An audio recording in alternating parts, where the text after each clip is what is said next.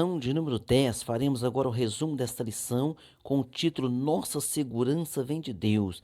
Então, quantas das vezes a pessoa confia, como o salmista escreveu, uns confiam em carros e outros em cavalos. Quantas vezes a pessoa confia nos seus bens materiais, no seu bom emprego, no dinheiro que tem guardado no banco, mas a nossa segurança vem de Deus, está no Senhor. E nessa lição também nós vamos entender pela Bíblia Sagrada, né, que a teologia da prosperidade, ela não está de acordo com o santo evangelho do Senhor Jesus Cristo. Por quê? Porque a teologia da prosperidade é como os fariseus faziam naquela época. Os fariseus mediam as pessoas por aquilo que elas tinham. Então, se você tem muitos bens materiais, então você é muito abençoado por Deus, então você tem Deus. Se você tem falta de muita coisa, se você é pobre, então você não tem Deus. Os fariseus já faziam dessa forma e Jesus os condenou por isso, viu? Textual então diz: Disse-lhes: acautelai-vos e guardai-vos da avareza, porque a vida de qualquer não consiste na abundância do que possui. Lucas capítulo 12, versículo 15. Verdade prática: não podemos colocar a nossa esperança nas riquezas deste mundo, mas sim em Deus. E o próprio Jesus vem nos orientando, né? A juntar tesouros no céu, porque lá não tem nenhum perigo, não tem nenhum risco, viu? Então vamos ajuntar tesouros no céu. Não é proibido você ter sua casa, você ter um bom carro. Pastor, eu posso comprar 10 casas? Pode comprar até 20 casas. Não pode colocar o seu coração, não pode colocar o seu coração nas coisas materiais, não pode ser egoísta, não pode ser avarento, viu? Leitura bíblica em classe se encontra em São Mateus capítulo 6, versículo 19 ao 27. E nós vamos agora para a nossa introdução dessa lição de número 10. Neste resumo, nós vamos ver nesta lição, veremos que jamais devemos colocar nossa esperança nos bens materiais, mas sim em Deus. Tal ensinamento, né, de confiar nos bens materiais, tal ensinamento não significa, quando nós estamos falando aqui, né, que nós não confiamos nos bens materiais, nós confiamos em Deus. Então, esse nosso ensinamento aqui não significa que não podemos ter bens materiais, mas mostra que devemos ter cuidado com a avareza, porque o amor do dinheiro é a raiz de todos os males. Então, alguém confunde, né? Não é ter o dinheiro, porque você trabalha, precisa ganhar o dinheiro, precisa ter organização, né? Você precisa saber economizar. Vamos falar aqui também sobre desperdício, que o Senhor Jesus Cristo condena o desperdício. Nós vamos falar sobre tudo isso aqui. Então nós precisamos que administrar, precisamos dessa graça de Deus, né? Então não é somente falar, eu sou crente, eu ajudo na igreja, então Deus fará tudo por mim. Nós precisamos ter inteligência também para sabermos administrar aquilo que o Senhor tem dado a cada um de nós, porque o pouco com Deus é multiplicado, o muito sem Deus é totalmente perdido, né? É como Deus falou através lá do profeta, é como se receber o salário em saco furado, em sacola furada, viu? Parte primeira aqui. Riqueza do céu e riqueza da terra. Riqueza do céu e riqueza da terra. Um contraste muito grande, né? No item um, uma conciliação impossível. Então, já experimentamos o novo nascimento, somos novas criaturas e não devemos novamente ser dominados pela concupiscência dos nossos olhos e nem pela soberba deste mundo. Então, com outros exemplos nós estamos vendo, né? Então, você imagina aí uma figurinha, como tem muita aí pela internet afora para você ver, né? Muita figuração. Você imagina alguém passando, né, de helicóptero e outro com um carro muito bom do ano, olhando aquele helicóptero, dizendo assim: ah, eu queria ter esse helicóptero. E o outro com um carro um pouco mais simples, passando perto daquele que tem um carro mais sofisticado, dizendo: eu queria ter um carro como este. E o outro passando de moto, dizendo: eu queria ter um carro e não uma moto. E o outro passando de bicicleta, dizendo: eu queria ter uma moto e não uma bicicleta. E o outro passando de pé, não tem nem uma bicicleta, desejando ter aquela bicicleta. Ou seja, sempre nós vamos ver, irmãos, sempre haverá alguém que, por mais dificuldade que ele esteja passando, uma outra pessoa vai dizer assim: olha, a vida dele parece melhor que a minha. Por quê? Porque nós temos essa mania de fazer comparativos e não é dessa forma que nós temos que ver, porque a Bíblia Sagrada nos ensina que quando nós estamos crentes de verdade, nós então passamos a ter nós passamos a ter alegria com o que nós temos. Paulo escreveu assim, ó, aprendi a contentar-me com o que tenho, então estar satisfeito com o que tem.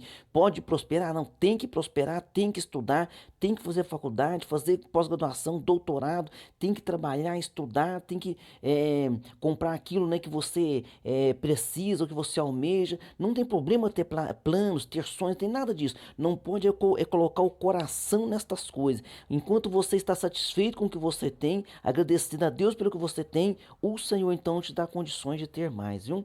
O crente precisa estar consciente de que não é possível agradar a Deus e aos homens, e nem servir a mamon. O que que é mamon? Mamon é uma palavra aramaica, né, que significa dinheiro e cobiça. Então não é possível servir a Deus e servir a mamon. Então não é possível servir a dois deuses. Por quê? Porque há de agradar um e desprezar o outro. No item 2 aqui da primeira parte, tesouros da terra e tesouros do céu. Jesus não aprovou a posição dos escribas e fariseus em relação ao dinheiro. Eles davam muita ênfase aos bens materiais e viam as riquezas como uma amostra da aprovação divina. E quanto isso está acontecendo hoje, quantas igrejas, né, neopentecostais, quantas pessoas, programas famosos na televisão, pela internet afora, valorizando o quê? Valorizando aquilo que a pessoa tem, aquilo que a pessoa possui. Então a pessoa diz, olha, agora eu vim para a igreja e eu tenho um carro 0 km, agora eu vim para a igreja e eu construí uma mansão, agora eu vim para a igreja e virei um empresário. Mas então é porque foi para a igreja mesmo, porque se tivesse ido para Jesus, o que ele diria? Eu vim para Jesus, fui liberto, eu vim para Jesus, fui salvo, eu vim para Jesus, tenho certeza da minha salvação. Então que Deus nos guarde e que nós possamos vigiar, viu? Então nós temos que juntar tesouros no céu. Por quê? Porque ali, ó, onde nem a traça nem a ferrugem consome, onde os ladrões não minam e nem roubam, tá? Então os tesouros aqui na terra são transitórios e podem ser destruídos pela traça, pela ferrugem, levados por ladrões, né?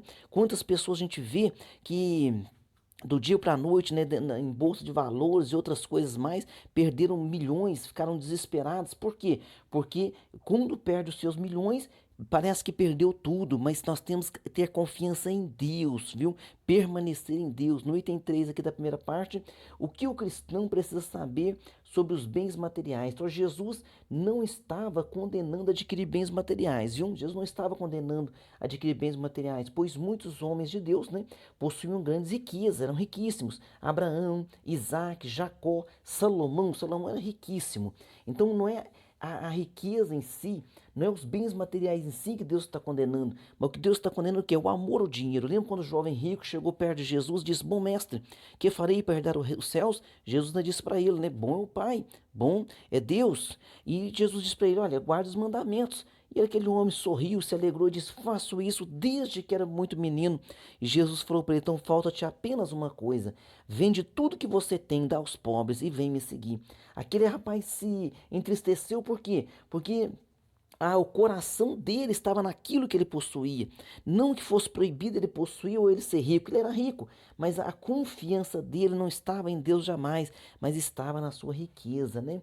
Então precisamos ser como os crentes do primeiro século, cujo coração e a alma eram um, e todas as coisas lhe eram comuns. Você olha lá em Atos capítulo 4, versículo 32. Então precisamos voltar à simplicidade do evangelho. Parte 2, a idolatria ao dinheiro. A idolatria ao dinheiro. No item 1, o coração no lugar certo. Nossos corações não podem estar apegados às coisas deste mundo. Nossa esperança e confiança devem estar em Jesus. Em breve Cristo voltará e arrebatará a sua igreja. Então, porém, as nossas obras serão provadas, né? Então, quando nós formos arrebatados, a Bíblia diz que nós vamos passar pelo tribunal de Cristo. Ali será que provadas as nossas obras, aquela obra que foi feita para aparecer, aquela obra que foi feita, não foi feita com amor, aquilo vai queimar como madeira, como palha. Mas aquilo que foi feito do coração, com a alma, com temor a Deus, com obediência a Deus, essa obra vai permanecer pela eternidade, viu? Tanto a Bíblia nos ensina que todos nós seremos julgados pelas obras que fizemos através do nosso corpo.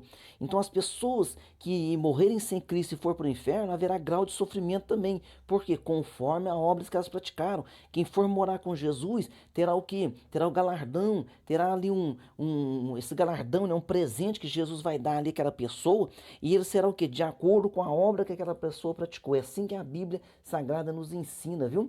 Segundo a Bíblia de Estudo Pentecostal, a injustiça, a cobiça e o poder estão comumente envolvidos na acumulação de emprego das riquezas deste mundo. Então tudo envolve o que? Esse poder. Porque se alguém começar a ter muito dinheiro, que a pessoa pensa, eu quero ter dinheiro. Mas veja bem, não é o dinheiro que é suficiente. Quando a pessoa tem muito dinheiro, ele começa a querer o quê? Querer ter influência, querer ter poder. É isso que Satanás quis e por isso que Satanás caiu, né? Jesus falou, eu vi Satanás como um raio cair do céu. No item 2 aqui, idolatrando a Mamon. Então Cristo nos chama para uma tomada de decisão, a juntar tesouros na terra ou no céu. Então o que nós vamos escolher? Nós vamos escolher servir a Deus ou a Mamon. Lembre-se de que a dedicação a um destes vai gerar a exclusão do outro, né? Automático. Então, se eu quero agradar aos homens, não estou preocupado em agradar a Deus. Se eu quero juntar tesouros nesta terra, amar as coisas desta terra, como eu posso então amar a Deus? Então veja bem, há muitas pessoas ricas que amam a Deus e que não têm o seu coração nas riquezas, e há muitas pessoas que estão pobres, mas que têm o seu coração, às vezes, em coisas pequenas que estão ali, seja elas de qualquer tipo de bem material, estão brigando por aquilo. Então há pessoas ricas que não são avarentas e há pessoas pobres que são avarentas. Mas todavia o que nós temos observado durante toda a história bíblica e da humanidade é que as pessoas mais propensas a ajudar e a ter boas obras são as pessoas mais humildes. Então aquelas pessoas mais humildes têm prazer em dividir aquilo que têm. E muitas vezes as pessoas ricas, né, como Jesus falou, eles dão daquilo que sobra. E as pessoas mais humildes muitas vezes dividem o que têm. E por isso que Deus jamais deixará faltar nada. E isso é a palavra do Senhor que nos garante, né? Nosso coração não pode estar dividido entre o que é terreno e o que é espiritual. Deus deseja o que? Lealdade de cada um de nós. Não terás, olha que Êxodo 20, versículo 3, não terás outros deuses diante de mim. E o que é idolatria? É tudo aquilo que ocupa o lugar de Deus em nosso coração. Então não podemos ter idolatria ao dinheiro, idolatria para as coisas terrenas, viu? Qualquer que seja a coisa terrena, se nós idolatrarmos, se nós colocarmos ela acima de Deus, da nossa adoração, da nossa espiritualidade, nós então vamos perder nossa salvação. No item 3, vamos agora para o item 3, item de número 3, a riqueza condenada por Cristo. Então vamos ver qual é a riqueza condenada por Cristo, né? Porque nós vimos que vários homens da Bíblia foram riquíssimos. Então não é a riqueza em si. Então vamos ver qual é a riqueza condenada por Cristo. Na parábola do rico insensato, que Jesus conta lá em São Lucas, do capítulo 12, versículo 13 ao 21, ele conta essa parábola, né?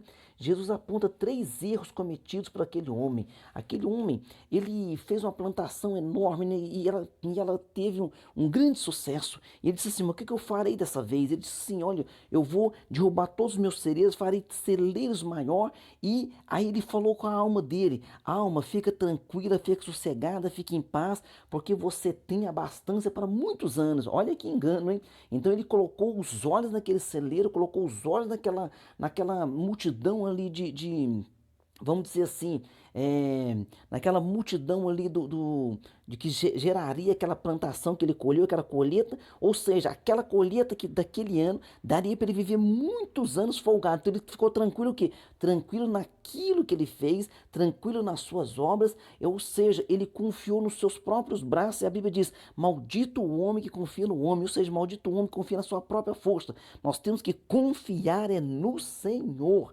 Olha os 3 erros que ele cometeu. Primeiro erro está no fato de que ele achava que tudo que sua alma precisava era bens materiais. Então errou. Segundo erro, entendia que a essência da vida consistia em bens materiais. Errou feio, né? De modo que isso gerava em seu coração que um sentimento de prepotência, ou seja, eu fiz, eu faço, eu aconteço. Terceiro erro daquele homem, acreditar que poderia viver tempo suficiente para desfrutar de tudo aquilo, ou seja, ele não é o dono da vida, quem é o dono da vida é o nosso Deus. Jesus condena tanto o egoísmo advindo das riquezas, quanto também a confiança nelas. Então, nossa confiança tem que estar sempre em Deus, no nosso Senhor e Salvador Jesus Cristo. Amém? Parte 3 aqui, e última, né, da nossa lição, vivendo a quietude espiritual em Deus, vivendo o que? Sossegado, em paz com Deus, ou em Deus, viu? Então, no item 1, os males advindos das preocupações. Veja bem, a partir do ano 2000, né? Nós estamos no ano 2021, então os maiores índices de doenças agora são doenças psicossomáticas, porque são doenças que vêm abrangendo, vêm aumentando a sua abrangência por causa das grandes preocupações, das grandes competitividades que há nas empresas, em todos os lugares, né? Filhos da partir do ano 2000 que foram criados de maneira que eles têm que ser sempre elogiados, eles são sempre bons em alguma coisa. A cada 2 anos, esses jovens estão preocupados em ter uma. A cada 2 anos estão preocupados em ter uma promoção no seu trabalho, estão sempre preocupados em crescer no seu emprego, em crescer na sua área de trabalho, mas esquecem de crescer espiritualmente, de se fortalecer. Olha, quanto aumentou o índice de suicídio. Por quê? Porque se você pegar qualquer coisa aí e crescer ela na vertical e não tiver uma raiz, não tiver uma estrutura, não tiver uma base, ela vai cair. Então isso, a sociedade tem caído nesse mal, viu? Tem caído nesse mal. Devemos estar sempre alerta, pois não é somente Mamon que pode nos levar à queda, mas as preocupações demasiadas. Então, as preocupações demasiadas.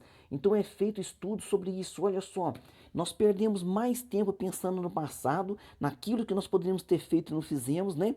Pensando ali, imaginando, e gastamos muito tempo projetando coisas para o futuro e preocupado com as coisas do futuro e passamos pouco tempo vivendo o presente, vivendo o agora, viu? Por isso que aquilo que se vive, né? Aquilo que se vive agora é chamado de presente, porque presente é algo que é bom, que você ganha, então é algo dado, não é algo que você comprou. Presente não é algo que você comprou, é algo dado e é algo que é bom. Então o presente é dado por Deus e é bom. Viva o presente e fique em paz com o seu coração. Precisamos trabalhar e servir ao Senhor, mas jamais podemos nos esquecer de que nossa tarefa mais importante é a nossa devoção e adoração a Ele. No item 2, vivendo sem inquietação, vivendo então sem essas inquietudes, né, do dia a dia tão preocupantes. O materialismo afetou o homem afetou o homem, né, de sua quietude, da sua simplicidade e do contato com a natureza. Você veja bem, eu estava dizendo esses dias para trás dando um estudo, então lembrei que o sacerdote, ele sempre ali na tenda da congregação, quando ele estava fazendo ali as ofertas a Deus, então eles ali andavam descalços, era contato com a terra. E hoje nós estamos vivendo em cidades grandes, né? Nós vivemos sempre com algum calçado, ou um chinelo, ou um sapato, uma botina para trabalhar, alguma coisa assim. Então nós temos pouco contato com a terra mesmo, nós viemos da terra. Então isso faz parte o quê? Isso faz parte também da saúde mental. Pisar na terra, contemplar a natureza, andar, fazer uma caminhada, né? Olhar para os pássaros, olhar para as paisagens. Então deixa Deus, né, também te orientar neste aspecto, viu? Então a palavra do Senhor diz aqui, né? As aves, Deus cuida delas. Elas não semeiam, não colhem, nem ajuntam em celeiros, mas o Pai Celestial as sustenta. Aí vem uma pergunta de Jesus: mais valei vós, vem um alerta, mais valeis vós do que muitos pássaros.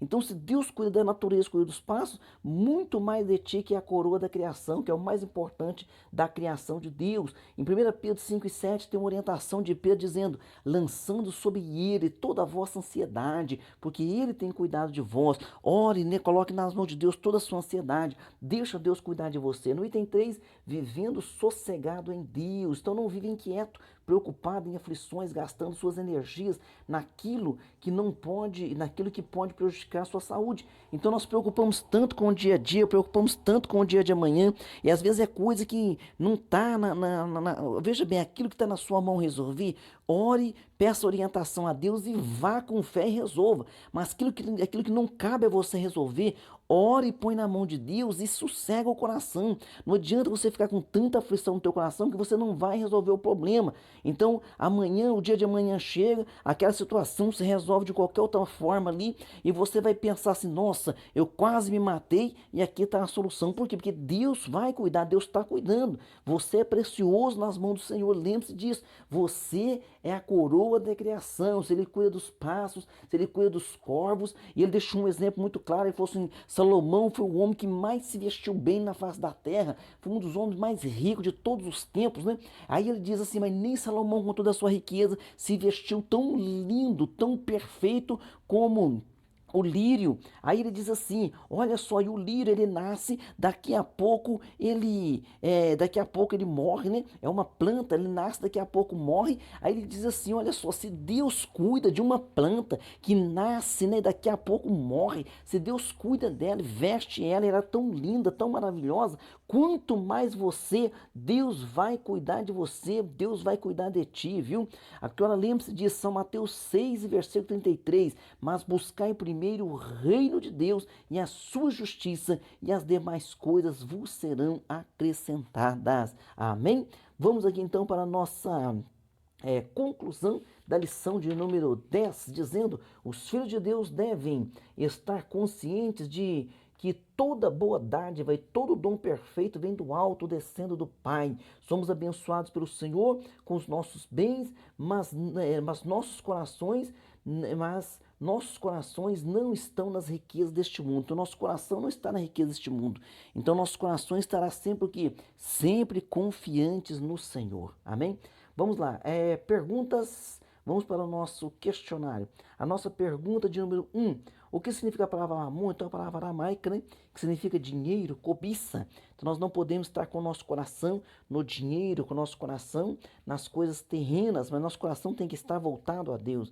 Pergunta 2. O que Satanás ofereceu a Jesus quando Satanás tentou Jesus no deserto, né? Porque quando Jesus foi batizado nas águas pelo seu primo João Batista, o Espírito Santo veio e pousou sobre ele, né, em forma corpórea de uma pomba, e ele foi impelido ao deserto para ser tentado. Ficou 40 dias ali em jejum, e ao final desses 40 dias Satanás foi ali tentá-lo, e entre aquelas tentações, Satanás ofereceu a ele os reinos deste mundo, porque a Bíblia diz que o diabo, ele é o Deus com letra minúscula, o Deus deste mundo, do sistema mundano. Então Satanás disse, olha, eu te dou isso aqui se você prostrado me adorar. Então Jesus disse a ele, não, somente a Deus adorarás, né, e servirás. E naquele momento, então, ele expulsa Satanás da sua presença. E nós devemos expulsar Satanás de todas as tentações que ele traz ao nosso coração. Vamos expulsá-lo em nome de Jesus Cristo. E vamos colocar o nosso coração nas mãos do Senhor, nas coisas que vêm de Deus. Pergunta número 3, segunda lição: que ocorre se nossos corações não forem purificados pelo sangue de Jesus? Se não formos purificados pelo sangue de Jesus, nós vamos nos apegar às coisas deste mundo, porque nós estamos vivendo neste mundo e a cada dia o inimigo tenta nos seduzir com coisas que são do mundo, que são mundanas, mas nós repreendemos este mal e purificamos nosso coração no sangue de Jesus. Pergunta 4, como os escribas e fariseus viram as riquezas? Eles viram as riquezas como que? Como sinal de bênção, né? E a falta da riqueza como sinal de fraqueza espiritual. Então é o mesmo sistema hoje das igrejas neopentecostais. Isso é errado. Por quê? Você não mede um homem por aquilo que ele tem. E aliás, você nem mede um homem, porque o grande profeta foi na casa de Jessé, ele olhou aqueles homens que trabalhavam no exército, os filhos de Jessé, e falou, certamente diante de mim o rei de Israel não estava. Por quê? Porque Deus é que mede o homem, Deus é que conhece o coração do homem. Deus falou para Samuel, olha Samuel, eu não vejo como vê o homem vê o aparente que está na frente, eu vejo o coração.